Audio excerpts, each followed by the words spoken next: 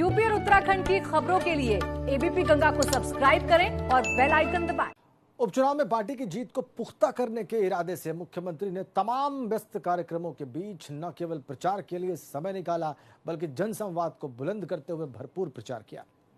Party ने जब अपनी ताकत झोंकी तो इस ताकत का मुख्य चेहरा कोई और नहीं बल्कि मुख्यमंत्री योगी आदित्यनाथ स्वयं ही थे। यूपी में चला योगी का मैजिक। योगी के प्रचार ने दिलाई जीत। उपचुनाव में मिली जीत से गदगद बीजेपी। योगी ने कैसे लिखी जीत की स्क्रिप्ट। यूपी में विधानसभा उपचुनाव का रण थम चुका है, जहां 7 में से 6 सीटों पर बीजेपी ने कब्जा कर लिया है। माना जा रहा था कि यूपी के चुनाव का रण काफी अहम होगा। कुछ लोग मान रहे थे कि इस बार बीजेपी के गढ़ में विपक्षी दल सेंध लगा सकते हैं, लेकिन ऐसा कुछ भी देखने को नहीं मिला। समाजवादी पार्टी के हाथ सिर्फ मल्हनी की सीट लगी, जो एसपी विधायक पारसनाथ यादव के निधन के बाद खाली हुई थी, लेकिन बाकी की सीटों पर बीजेपी का कब्जा बरकरार रहा। ऐसे में बड़ा सवाल यह है कि आखिर बीजेपी ने इस जीत की राह को इतना आसान कैसे बनाया। यह सवाल इसलिए भी अहम है क्योंकि इसे एसपी, बीएसपी और कांग्रेस के लिए एक मौके के तौर पर भी देखा जा रहा था। माना जा रहा था कि इस चुनाव में अगर बीजेपी के किले में सेंध लगती है तो इससे 2022 की तस्वीर काफी हद तक बदल सकती है। लेकिन वहीं उपचुनाव के नतीजों से बीजेपी को और ताकत मिल गई। सीएम योगी के प्रचार की धार इस बार कुछ ऐसी थी जिसने विपक्ष के मंसूबों पर पानी फेर दिया। चलिए आपको ये बताते हैं कि सीएम योगी ने चुनाव प्रचार में किन बातों को अपना हथियार बनाया।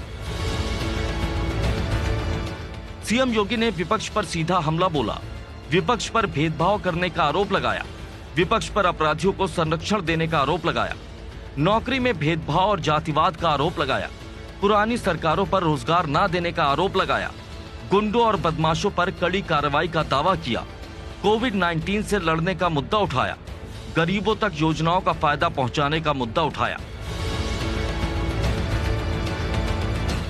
इन बातों से सीएम योगी ने साफ संदेश दिया कि वो प्रदेश के लिए दिन रात काम कर रहे हैं और प्रदेश को बेहतर बनाने का संकल्प पूरा कर रहे हैं, जिस पर जनता ने भी अपनी मोहर लगा दी।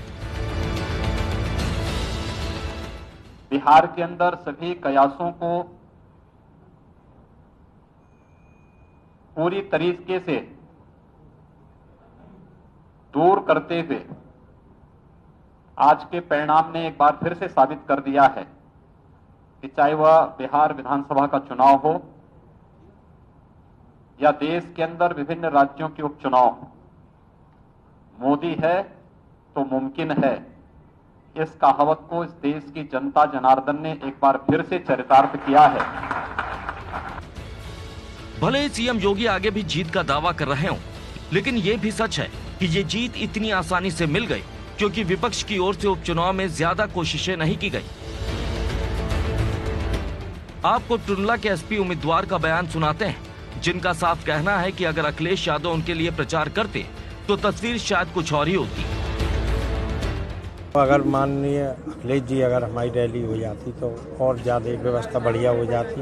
ये तो हमारे छोटे कार्यकर्ताओं ने चुनाव लड़ा है और लखनऊ की पूरी सरकार रही है जहाँ पे आप सब लोग देख रहे हैं। हमारा कोई ऐसा राष्ट्रीय लेवल का कोई नेता नहीं रहे जो नेता चुनाव लड़ा।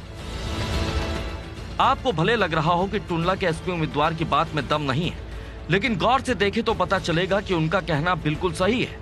उपचुनाव को लेकर विरोधी दलों की सुस्ती ही उनकी हार की सबसे बड़ी वजह बनी। अब आपको भी बताते हैं कि आखिर हम ऐसा क्यों कह रहे हैं। दरअसल एसपी अध्यक्ष अखिलेश यादव गायब रहे। अखिलेश ने चुनावी रैलियों को संबोधित नहीं किया। मायावती ने भी सरकार का सीधा विरोध नहीं किया। एसपी, बीएसपी उपचुनाव में मुद्दों से भटके दिखे। कांग्रेस ने भी कोई खास कोशिश नहीं की। राहुल, प्रियंका ने उपचुनाव से दूरी बनाकर रखी।